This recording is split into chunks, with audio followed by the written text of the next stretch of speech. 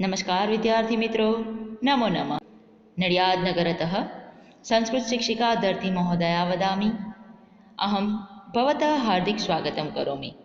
कक्षा 11वी गद्य 11वा पृथुचरितम्। जय स्वामिनारायण विद्यार्थी मित्रों, આપણે અત્યાર સુધી બધા પદ્ય જોયા। હવે આપણે ગદ્ય પાઠ 11થી શરૂઆત કરીશું। સૌથી પહેલાં પૃથુચરિતમ એટલે પૃથુ રાજાનું ચરિત્ર, એના વિશે વાત કરવામાં આવે છે। પૃથુનું ચરિત્ર, पौराणिक चरित्र पृथु। पृथु एक सूर्यवंशी राजा थे जो वेन के पुत्र थे। वाल्मीकि रामायण में इन्हें अनर्णय का पुत्र तथा त्रिशंकु का पिता कहा गया है। ये भगवान विष्णु के अंशावतार थे। स्वयंभुव मनु के वंशज अंग नामक प्रजापति का विवाह मृत्यु की मानसी पुत्री सुनीता से हुआ था। वेन उनका पुत्र हुआ। सिंहासन पर बैठते ही उसने यज्ञ कर्मादि बंद कर दिए। ऋषियों ने मंत्रपूत कुंशों से उसे मार डाला।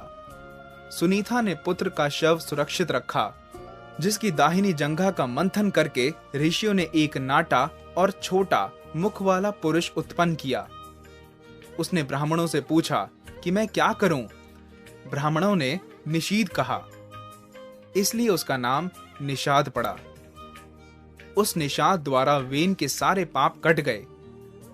बाद में ब्राह्मणों ने वेन की भुजाओं का मंथन किया, जिसके फलस्वरूप स्त्री पुरुष का जोड़ा प्रकट हुआ। पुरुष का नाम पृथु तथा स्त्री का नाम अर्ची हुआ। अर्ची पृथु की पत्नी हुई। यह लक्ष्मी का अवतार थी। पृथु का राज्याभिषेक हुआ। वेन के पापा चरणों से पृथ्वी धन धान्यहीन हो गई थी। प्रजा का क्लेश मिटाने के लिए पृथु अपना अजगर लेकर पृथ्वी के पीछे पड़े तो वह कांप उठी और गौरूप धारण कर शरण के लिए भागी, पर कहीं भी उसे रक्षा नहीं मिली। उसने राजा से प्रार्थना की कि वह अपने उदर में पचे धन धान्य को दूध के रूप में दे देगी, बशर्ते कि एक बछड़ा दें। स्वयंभुव मनु को बछड़ा बनाकर पृथ्वी दुही गई। अंत में राजा ने पृथ्वी को कन्या रूप में ग्रहण किया। पृथु बड़े धर्मात्मा एवं भगवद्भक्त थे। इन्होंने ब्रह्मावत प्रदेश में पुण्य तोया सरस्वती के तट पर 100 यज्ञ किए। એની પ્રસ્તાવના જોઈશું આપણે કે વ્યાસની રચના મનાતા 18 પુરાણોનું સંસ્કૃત સાહિત્યમાં વિશિષ્ટ સ્થાન છે। પુરાણનું વિષયગત લક્ષણ આપતા જણાવાયું છે કે પુરાણમ પંચ લક્ષણમ, અર્થાત પુરાણના 5 લક્ષણ છે, જેમ કે સર્ગ એટલે સૃષ્ટિની ઉત્પત્તિનું વર્ણન, પ્રતિસર્ગ સૃષ્ટિના પ્રલયનું વર્ણન, વંશ સૂર્યવંશ અને ચંદ્રવંશમાં થયેલા રાજાઓની યાદી, મન્વંતર એટલે કે 2 મનુઓના અસ્તિત્વના સમયગાળામાં ઘટેલી ઘટનાઓનું વર્ણન અને વંશાનુચરિત જે તે વંશમાં થયેલા કેટલાક પરાક્રમી રાજાઓના ચરિત્રનું વર્ણન।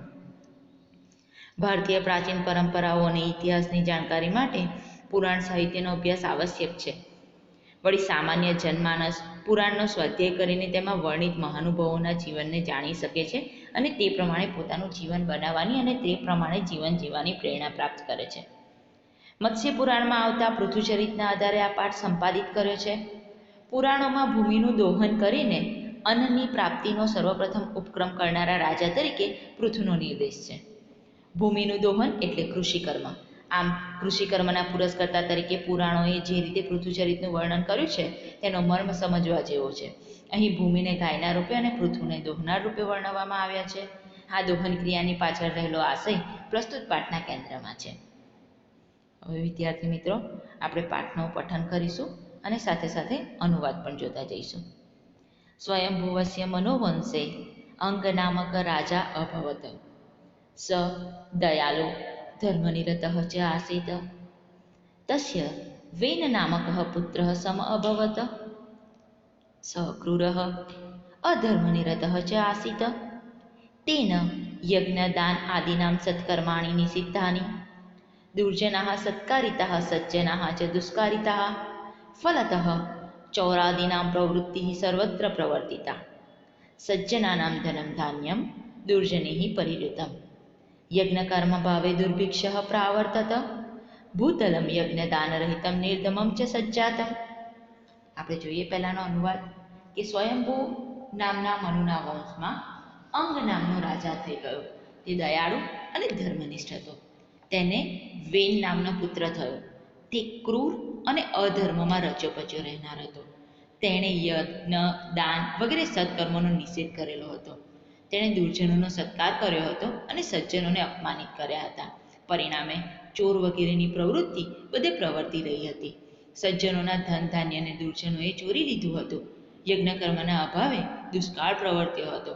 ધરતી યજ્ઞ દાન રહિત અને ધર્મવિહોણી થઈ ગઈ હતી.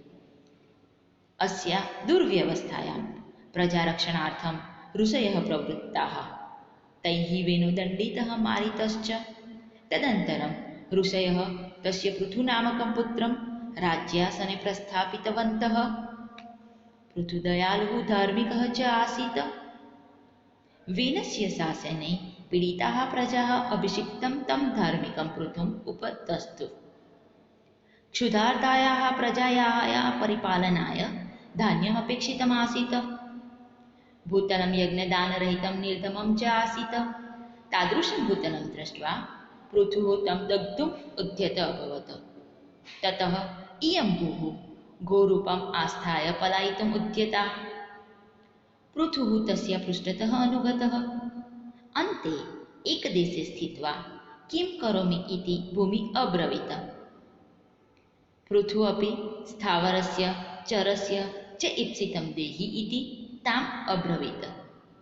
ભૂઃ તથાસ્તુ ઇતિ ઉક્ત્વા તત્રેવ સ્થિતા.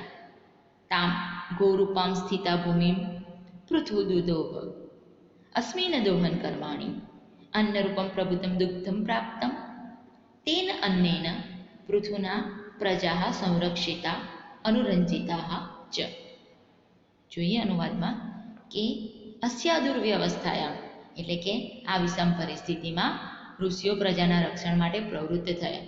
તેમણે વેનને દંડિત કર્યો અને મારી નાખ્યો. ત્યાર પછી ઋષિઓએ તેના પૃથુ નામના પુત્રને રાજગાદી પર બેસાડ્યો. પૃથુ દયાળુ અને ધર્મનિષ્ઠ હતો. વેનના શાસનમાં પીડાયેલ પ્રજાજનો અભિષેક પામેલા તે ધર્મનિષ્ઠ પૃથુની પાસે ઉપસ્થિત થયા. ભૂખથી પીડાયેલી પ્રજાના પૂર્ણપણે પાલન માટે ધાન્યની અપેક્ષા હતી. ધરતી યજ્ઞ અને દાનથી રહિત તથા ધર્મવિહોણી હતી. તેવી ધરતીને જોઈને પૃથુએ તેને બાળી નાખવા તૈયાર થયો. પછી આ ધરતી ગાયનું રૂપ લઈને નાસી જવા તત્પર થઈ. પૃથુ તેની પાછળ ગયો. છેવટે એક સ્થાનમાં ઊભી રહીને હું શું કરું એમ ધરતી બોલી. પૃથુએ પણ સ્થાવર એટલે વૃક્ષ વગેરેને તેમજ ફરતા મનુષ્ય વગેરેને ઈષ્ટ વસ્તુ આપજે એમ કહ્યું. ધરતી કહે ભલે તેમ થાવ એમ બોલીને ત્યાં જ ઊભી રહી.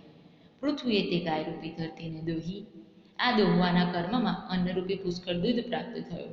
તે અન્ન વડે પૃથ્વીએ પ્રજાજનોની રક્ષા કરી અને તેમનું મનોરંજન કર્યું.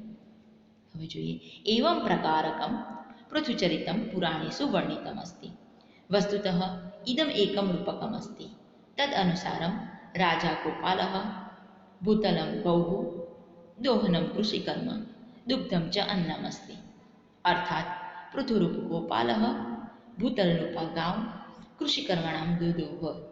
અસ્મિન દોહન કર્માણિ અન્નરૂપમ દુગ્ધમ ચ પ્રાપ્તવાન. એવમ પ્રકારક એટલે કે આવા પ્રકારનું પૃથુચરિત પુરાણોમાં વર્ણવાયેલું છે. હકીકતમાં તો આ એક રૂપક છે. તે પ્રમાણે રાજા ગોવાળ, ધરતી ગાય, દોહન ક્રિયા એ ખેતીકામ અને દૂધ અન્ન છે. એટલે કે પૃથુરૂપી ગોવાળે ધરતીરૂપી ગાયને ખેતીકામ કરીને દોહી હતી અને આ દોહવાના કર્મમાં તેને અન્નરૂપે દૂધની પ્રાપ્તિ થઈ. અસ્ય રૂપકસ્યાય સંદેશઃ યથા ગોપાલમ સ્વકીય ગામ પ્રેમણામ પરિપાલયતિ પરિપાલિતામ ચ ગામમ અસો પ્રાપ્તઃ સાયં ચેતિ નિયતકાલમ નિયત પરિણામ ચ દોષિ તથા રાજા અપી સ્વકીયં ભૂતલમ પ્રેમણામ પરિપાલયેત પરિપાલિતમ ચ ભૂતલમ અસો સરતિ વર્ષાયામ ચેતિ નિયતકાલમ નિયત પરિણામ એવ દુહ્યાત. એવમેવ કૃષિકર્માણિ પ્રવૃત્તાઃ પ્રજા અપી ભૂતલમ તથૈવ પરિપાલયેયુઃ પરિપાલિतं ચ ભૂતલમ નિયતકાલમ નિયતપરિમાણમ ચ દુહ્યુ ઇતિ યતો હિ બહુધાન્યં પ્રવૃત્તો અયં જનો લોલુપમાનસઃ ન ચેત્સ ભૂતલમ રક્ષેત હાનિરેવ ભવિષ્યતિ સસ્ય કૃષિશ્ચ ગૌરક્ષમ સર્વમ એવ વાણિકપથઃ ભૂતલે રક્ષિતે નિત્યમ નશ્યત્યેવ ન સંશય. એટલે અહીંયા કહેવામાં આવે છે કે આ રૂપકનો સંદેશ છે કે જેમ ગોવાળ પોતાની ગાયને પ્રેમથી પાળે છે અને પૂર્ણપણે પાળવામાં આવેલી ગાયને સવાર સાંજ નિયત કાળે નિયત પ્રમાણે દોહે છે, તેમ રાજાએ પણ પોતાની ધરતીને પ્રેમથી પાળવી જોઈએ અને પછી એ રીતે પાળેલી ધરતીને તેણે શરદ ઋતુના અને વર્ષા ઋતુમાં નિયત કાળે નિયત પ્રમાણમાં દોહવી જોઈએ. એમ જ ખેતીકામમાં પ્રવૃત્ત પ્રજાજનોએ પણ ધરતીનું તે રીતે જ પાલન કરવું જોઈએ. પૂર્ણપણે પાળવામાં આવેલા ધરતીને ચોક્કસ સમય અને ચોક્કસ પ્રમાણમાં દોહવી જોઈએ. કેમ કે બહુ ધાન્યમ પ્રવૃત્તોયમ જનો લોલુપ માનસઃ, એટલે કે ઘણું બધું ધાન્ય મેળવવા માટે પ્રવૃત્ત થયેલ લોભી મનવાળા મનુષ્યો જો ધરતીની રક્ષા નહીં કરે, ન ચેત સભૂતલમ રક્ષેત હાનિરેવ ભવિષ્યતિ, તો તેમને જ નુકસાન થશે. સસ્ય કૃષિશ્ચ ગૌરસ્ય સર્વ એવ વાણિકપથઃ ધરતીની રક્ષા ન થતાં ધાન્ય, ખેતી અને ગોપાલ એ બધું વેપાર વાણિજ્ય હંમેશા નાશ પામે છે. ભૂતલે રક્ષિતે નિત્યમ નશ્યત્યેવ ન સંશય, કે ધરતીની રક્ષા ના થતાં એ બધું નાશ પામે છે, એમાં શંકા નથી.